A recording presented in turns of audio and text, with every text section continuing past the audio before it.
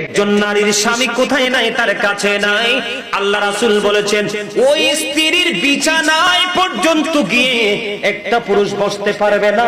বলে হুজুর কেন গো, বসতে নিষেধ করেছেন কেন আমার নবী? কারণ একজন বেগানা পুরুষ আর একজন বেগানা নারী যখন একই জায়গায় থাকে, তার মধ্যে তৃতীয় জন থাকে বন্ধু, শয়তান। আমি ছোট্ট একটা আয়াত তেলাওয়াত করেছি বন্ধু, ওয়াকারনা ফি বুয়ুতিকুন্না ওয়ালা তাবাররাজনা তাবাররুজাল জাহিলিয়াতিল উলা। আমার আল্লাহ এই আয়াত কিন্তু পর্দার আয়াত। কিসের আয়াত? এই ওয়াজ কার ওয়াজ? পর্দার ওয়াজ। আপনারা বলেন পর্দা কার জন্য? নারী পুরুষ উভয়ের জন্য। ও মা গো, শব্দি চালাক, একদম চমৎকার কথা বলেছে।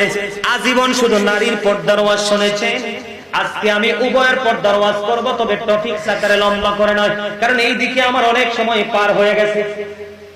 শুনবেন? আমার আল্লাহ ডেকে ডেকে বলতেছে নারীদেরকে, নারীরা তোমরা তোমাদের ঘরের মধ্যে অবস্থান করো। কি করো? তোমরা ঘরে অবস্থান করো। ওই জাহিলি যুগের নারীদের মতো তোমরা কি করো না, তোমরা নিজেদের রূপ বের হয়ে অন্য কোন পুরুষকে তোমরা দেখাইও না। জোরে জোরে বলেন না আল্লাহু আকবার।